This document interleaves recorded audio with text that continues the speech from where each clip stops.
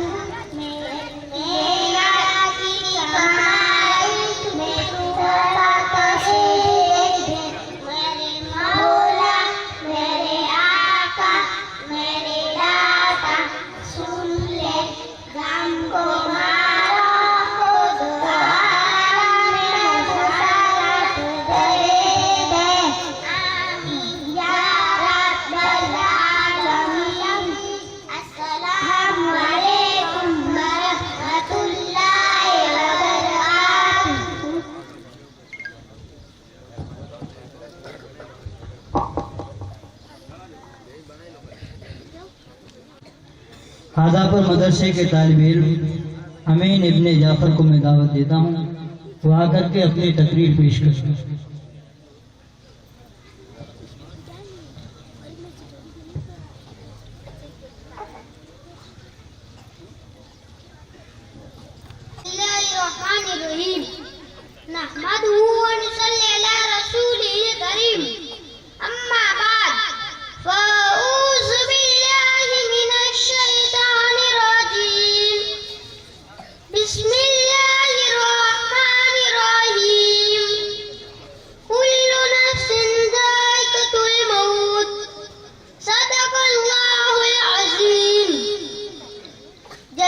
तशरीफ लाने वाले उलमाए किराम और मेहमानान इज़ाम, मेरे माए और बहनें, अस्सलामु अलैकुम व रहमतुल्लाहि व बरकातुहू। अल्लाह रब्बुल इज्जत जो गण करम दे एहसान जो कि अल्लाह पाक पांग हेड़ी दिल से मुजारा आटन की तौफीक अता फरमाई।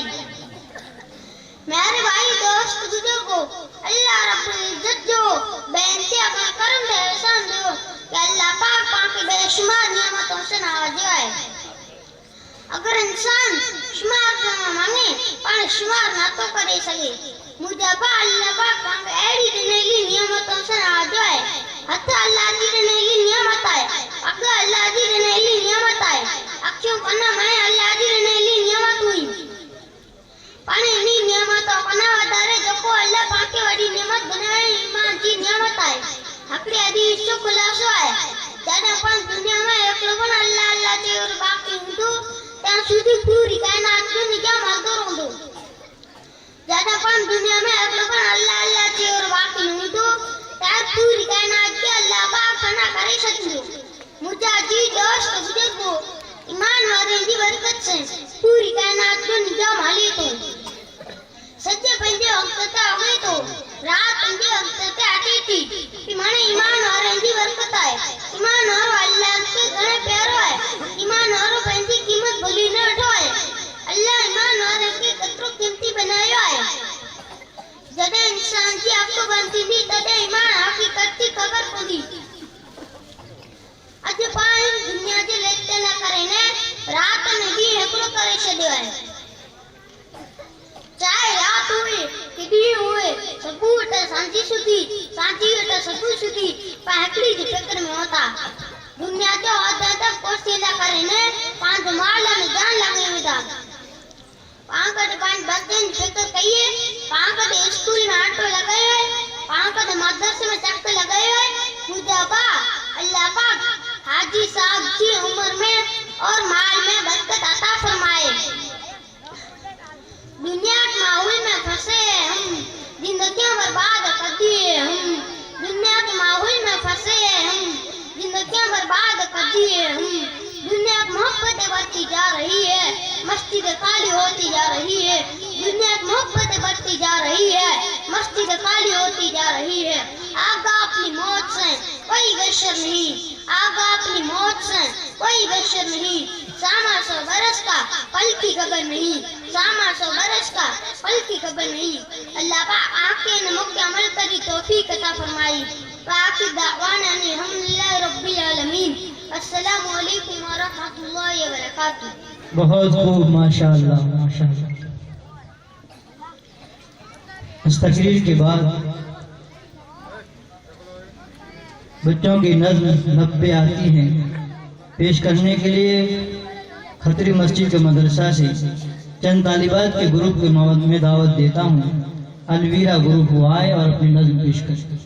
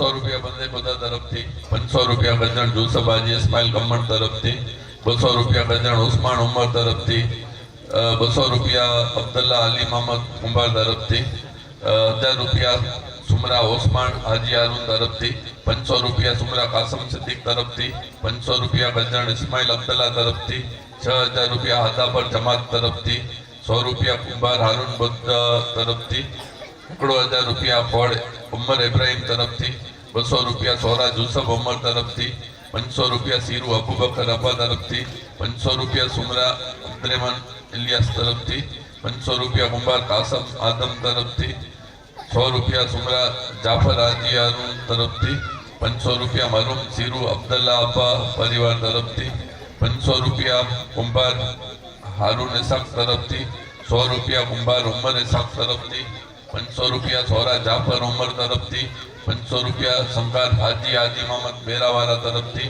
500 રૂપિયા સંકાર હાજી સિદ્દીક હાજી મોહમ્मद બેરાવાલા तरफથી, 1000 રૂપિયા સુમરા મોહम्मद हुसैन यूसुफ तरफથી, 200 રૂપિયા સુમરા अहमद अब्दुल्ला तरफથી आया है। जज़ाकल्लाह। इसके बाद दीनी सवाल जवाब, दीनी मालूमात पर मुश्तमिल सवाल जवाब के लिए खतरी मस्जिद के 2 तालिब इल्म मोहम्मद सानी बिन मौलाना सलीम और गजन सलमान बिन यूसुफ को मैं दावत देता हूँ, वो आकर के अपने सवाल जवाब पेश कर।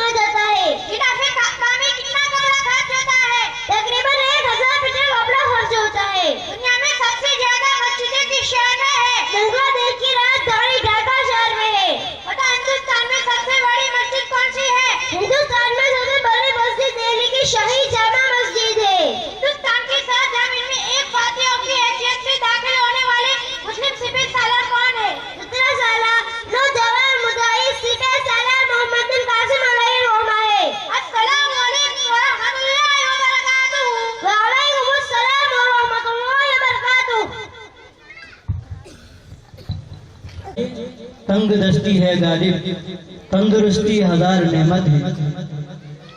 तंदुरुस्ती और सेहत के ऊपर इस उन्वान पर तकरीर पेश करने के लिए मैं खतरी मस्जिद मदरसा की एक तालिबा माहिरा बिनते मौलाना सलीम को दावत देता हूँ, वो आकर के अपनी तकरीर पेश कर।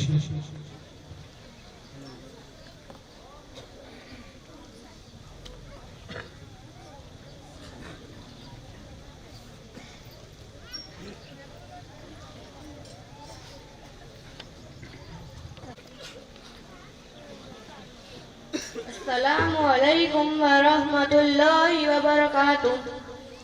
अल्हम्दुलिल्लाहि रब्बिल आलमीन वस्सलातु वस्सलामु अला सय्यिदिल अंबिया'i वल मुरसलीन व अला आलिहि व सहबिहि अजमईन। अम्मा बाद फ़क़द क़ाला नबिय्यु सल्लल्लाहु अलैहि वसल्लम निअमतानि मग़बूनुन फ़ीहिमा कसीरुम मिनन नास अस्सियतु वल फ़राग़। मोहतरम व मुकर्रम उलमाए किराम व मेहमानान निज़ाम और सामीन जलसा, गनीमत समझ वक्त की बहार, गनीमत समझ वक्त की बहार। यहाँ ना आना होगा बार बार, यहाँ ना आना होगा बार बार। तेरे काबू के मिलेंगे तुझको तो फल, आज जो कुछ बोएगा काटेगा कल। मोहतरम सामीन किराम, हुज़ूर अक़दस सल्लल्लाहु अलैहि वसल्लम ने इरशाद फरमाया कि निअमतानि मग़बूनुन फ़ीहिमा कसीरुम मिनन नास अस्सियतु वल फ़राग़। अल्लाह ताला की दो नेमतें ऐसी है जिनके बारे में अक्सर लोग धोखे में पड़े हुए हैं। एक सेहत और तंदुरुस्ती की नेमत है और दूसरी फरागत और फुर्सत की नेमत है कि ये नेमत हमें हासिल है तभी हमेशा हमारे पास रहेगी। इंसान के ऊपर अल्लाह ताला की बेशुमार नेमत है, हर लम्हे हर वक्त में बारिश की तरह बरस रही है। इंसान उन नेमतों का शुमार भी नहीं कर सकता।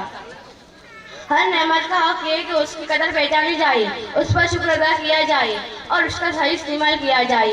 हर नेमत पर यकीन न कि अगर इंसान हर नेमत पर यकीन हकों को अदा करने लगे तो दुनिया और आखिरत में उसका बेड़ा पार हो जाए। इन दो नेमतों के बारे में इंसान इस धोखे में पड़ा हुआ है कि ये सेहत और तंदुरुस्ती की नेमत जो इस वक्त मुझे हासिल है वो हमेशा रहेगी। आज मैं तंदुरुस्त हूँ तो कल भी रहूँगा, परसों भी रहूँगा। इस धोखे के नतीजे में सेहत और तंदुरुस्ती के दिन गुजरते चले जाते हैं। यहाँ तक कि वो सेहत जिसकी बुनियाद पर नए कामों को डाल रहा था कि आज मैं कल करूँगा, परसों करूँगा, वो सेहत जल जाती है, खत्म हो जाती है और इंसान पर बीमारी आ जाती है और नए काम करने का मौका नहीं रहता। यही मामला फरागत और फुर्सत का है कि इंसान के इस वक्त फरागत मैसर है, वक्त खाली है तो वो ये सोचता है कि मैं हमेशा फारिग ही रहूँगा, इसलिए उन्हें कामों को टालता रहता है कि अभी जल्दी क्या है, कल कर लेंगे, परसों कर लेंगे। यहाँ तक कि वो फरागत और फुर्सत खत्म हो जाती है और मशगूलियत आ जाती है और वक्त नहीं मिलता। इसलिए हुज़ूर अक़दस सल्लल्लाहु अलैहि वसल्लम ने इरशाद फरमाया कि अल्लाह के बंदो, सेहत की जो नेमत है उसकी कदर पहचानो और उसको अल्लाह की इबादत में खर्च कर लो। इसी तरह अल्लाह ताला ने जो फरागत की नेमत दी उसकी कदर पहचानो और उसको अल्लाह की बंदगी में खर्च कर लो तो दुनिया और आखिरत के नाकामों से बच जाओगे। वरना ये होता है कि नए कामों को टालते टालते आदमी बीमार पड़ जाता है और दुनिया से जाने का वक्त आ जाता है तो ये पछतावा होता है कि काश अपनी जवानी की हालत में और अपनी सेहत और तंदुरुस्ती की हालत में और अपनी फरागत और फुर्सत की हालत में कुछ नए काम कर लिया होता, आखिरत के लिए कोई ज़ख़ीरा पूंजी जमा कर ली होती। मगर उस वक्त पछताने और अफसोस करने से कोई फ़ायदा नहीं। जब गई चिड़िया खेत अब पछताने से क्या फ़ायदा। बहरहाल हदीस जो हुज़ूर सल्लल्लाहु अलैहि वसल्लम ने इरशाद फरमाई बड़े काम की हदीस से दिल के तख्ते पर नक्श करने के काबिल है कि उम्र का एक लम्हा बड़ा कीमती है। जो वक्त इस वक्त से उसको टलाओ नहीं और जब इंसान ये सोचता है कि अच्छे काम कैसे करेंगे और वो कल फिर आते नहीं, जो नहीं कम करना है वो फिर आज से शुरू कर दो। क्या पता कल आए या ना आए, क्या पता कल को दाई या रुमागी मौजूद रहे या ना रहे और क्या पता कल को हालत ठीक रहे या ना रहे, क्या पता कल को कुदरत और ताकत रहे या ना रहे और क्या पता कल को जिंदगी बाकी रहे या ना रहे। इसलिए कुरान करीम में अल्लाह ताला ने इरशाद फरमाया कि वसारिउ इला मग़फ़िरतिम मिन रब्बिकुम व जन्नतिन अर्ज़ुहा अस्समावातु वल अर्ज़। तर्जुमा, अपने परवरदिगार की मग़फ़िरत की तरह जल्दी दौड़ो, देर न करो और जन्नत की तरफ दौड़ो जिसकी चौड़ाई सारे जमीन और आसमान में है। जल्दबाजी और जल्दी करना वैसे तो कोई अच्छी चीज़ नहीं है, लेकिन नेकी के काम में जल्दी करना और जिस नेकी का ख्याल दिल में पैदा हो उसको फौरन कर गुजरना अच्छी बात है। और मुसालियत का माना ये है कि एक दूसरे से आगे बढ़ने की कोशिश करो, रेस करो, मुकाबला करो। अगर दूसरा आगे बढ़ जाए तो मैं और उससे आगे बढ़ जाऊँ। अल्लाह तबारक व तआला ने इस काम के लिए हमें वक्त अता फरमाया है। इस हदीस को अल्लाह ताला हमारे दिलों में उतार दे और उस पर अमल करने की तौफीक अता फरमाए। आमीन व मा अलैना इल्लल बलाग। अस्सलामु अलैकुम व रहमतुल्लाहि व बरकातुहू।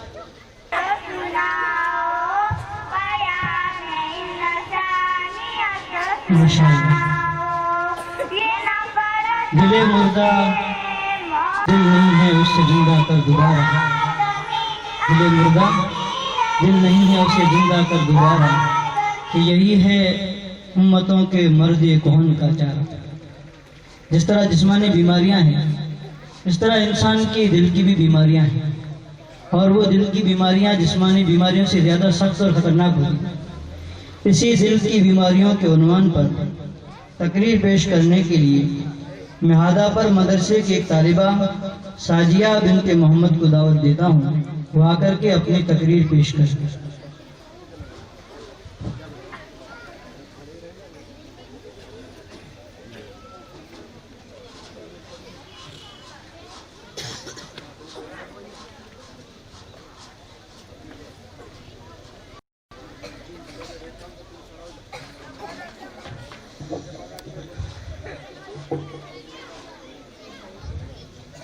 अस्सलामु अलैकुम व रहमतुल्लाहि व बरकातुहू।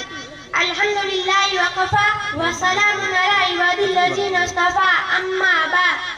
फ़अऊज़ु बिल्लाहि मिनश शैतानिर रजीम। बिस्मिल्लाहिर रहमानिर रहीम। क़द अफ़लह मन तज़क्का व ज़करा इस्म रब्बिही फ़सल्ला। सदक़ल्लाहुल अज़ीम। जलसे में तशरीफ लाने वाली उलमाए किराम और मेहमानान इज़्ज़त और मेरी माया बहनें, मेरी तकरीर का मौजू है दिल की बीमारी और तबीब रूहानी की जरूरत। मोहतरम हज़रात, हर इंसान के अंदर पहले ही से खैर और शर का मादा रख दिया गया है, मगर हुक्म ये दिया गया है कि हम अपने ऊपर खैर को गालिब करें। अगर दुनिया का नेक तरीन इंसान हो, उसको अगर बुरा माहौल मिल जाए, बुरे साथी मिल जाए, तो उसके भटकने का खतरा मौजूद है। और दुनिया का बुरा तरीन इंसान हो, उसको अगर अच्छा माहौल मिल जाए, नेक साथी मिल जाए, तो उसके संवारने का मौका मौजूद है। और इंसान सोबत से असर लेता है। आप गौर कीजिए कि कहीं लोग छोटे बच्चों को उठाते तो उनसे प्यार में बातें उन्हीं के जुबान में करते, हालांकि बड़ी उम्र का आदमी है, सही बोल सकता है, मगर उस बच्चे की मैयत की वजह से उसकी असल ली हुई ये भी अल्फाज का बच्चे के लहजे में बोल रहा है। तो अगर ये छोटा बच्चा साथ हो तो उसकी सोबत की तासीर होती है। लिहाजा अगर किसी बड़े और अल्लाह वाले का साथ मिल जाए तो क्या उसकी सोबत में तासीर नहीं होगी? हदीस पाक में आता है, अल-हईन हक़्क़ुन, नजर लग जाना ठीक बात है, बुरी नजर लग जाती है जिसे नजर बद कहते हैं। एक सहाबी को लग गई थी तो नबी सल्लल्लाहु अलैहि वसल्लम ने उस नजर को उतारने का तरीका भी बता दिया है। अब सोचने की बात है कि जिस नजर के अंदर हसद है, भूख से है, दुश्मनी है, तो अगर उस नजर का असर हो जाता है। जिस नजर के अंदर शफ़क़त हो, मोहब्बत हो, इखलास हो, रहमत हो, तो फिर वो भी नजर असर करती है। लिहाजा अल्लाह वालों की भी नजर लगती है। बुरी नजर लगने से इंसान पर बुरे असर और अच्छी नजर लगने से इंसान पर अच्छे असर मुरतब होते हैं। अल्लाह करे हमें भी किसी अल्लाह वाले की नजर लग जाए। मेरे बुजुर्गों और भाइयों और मेरी माँ बहनें, आजकल सुहाओं से इलाज होता है। टीबी का इलाज, कैंसर का इलाज सुहाओं के जरिए से किया जा रहा है। जिस फार्मेसी से निकलने वाली सुहाएं, इसी तरह अल्लाह वाला की निगाहों से नूर की सुहाएं निकलती है। मैं और आप एक सारे को तो नहीं देखते, लेकिन हकीकत को मानना पड़ता है। इसी तरह अल्लाह वाला की निगाहों से नूर की सुहाएं निकलती है, जो इंसान के दिल की जुल्मतों को हटा कर रख देती है। उसका पता इस बात से चलता है कि बंदे के अंदर नेकी आनी शुरू हो जाती है। जैसे खुश्क दरख्त को पानी दे दे तो कलियां फूटनी शुरू हो जाती है, ऐसे ही गाफिल किस्म के लोग अल्लाह वाला की महफिल में बैठना शुरू करते हैं तो उनमें नेक अमाल की कलियां फूटनी शुरू हो जाती है। और दिल साफ करने के दो तरीके, एक तरीका ये है कि इंसान दुनिया में अपनी सहूलत के साथ, अपनी मन मर्जी के साथ किसी अल्लाह वाले से ताल्लुक रखे और उनके बताए औरत और जायज़ पर अमल करे और उनके मुताबिक जिंदगी गुजारे, ताकि बातिनी नजासतें धुल जाए, मन साफ हो जाए, अंदर के रोग दूर हो जाए। अब उसका दिल साफ हो गया तो ये इंसान हलाक होने वाला इंसान नहीं। दूसरा तरीका, अगर कोई आदमी ये काम न करे, ईमान लाने के बाद गुनाह भरी जिंदगी गुजारता फिरे और इसी हाल में दुनिया से चला जाए, तो अल्लाह ताला चूंकि रहीम और करीम है, इसलिए अल्लाह ताला ने उसके लिए इंतजाम कर दिया है कि जो बंदा दुनिया में अपने दिल साफ नहीं करता, फिर अल्लाह ताला ने दिल साफ करने के लिए अस्पताल बना दिया। जैसे बीमार आदमी के लिए दुनिया में अस्पताल होते हैं कि जो गाँव में अपनी सेहत का ख्याल नहीं रखता, फिर अस्पताल में जाना पड़ता है। इसी तरह जिसने अपनी मर्जी से अल्लाह वाला के साथ रहकर अपना दिल साफ नहीं किया, अब उसे अस्पताल में जाना पड़ेगा। अस्पताल का नाम जहन्नम है, वहाँ भी दिल साफ होगा। और दुनिया का दस्तूर है कि जब उनके मुल्क में कोई आना चाहे तो शर्त लगाते हैं कि आप अपने पासपोर्ट दिखाइए, कि अगर हमारे मुल्क में आना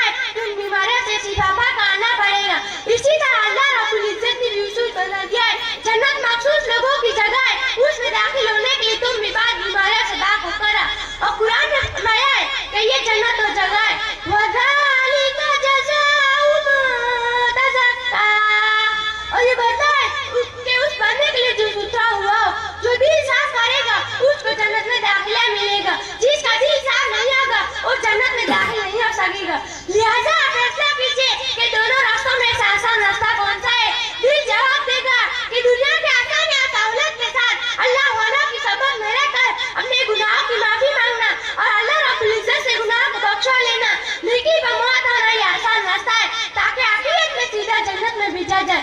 इसलिए हमें चाहिए कि हम अपने तज़किये की फिक्र करें, ऐसा ना हो कि उससे पहले मौत आ जाए और हम आखिरत के अस्पताल में एडमिट होते फिरे। दुनिया में सेहत की कोशिश कर लीजिए, अपने आप को संभाल लीजिए, रूहानी बीमारियों से शिफा पा लीजिए। अल्लाह हम सब के गुनाह को माफ फरमा, बाकी जिंदगी ईमानी इस्लामी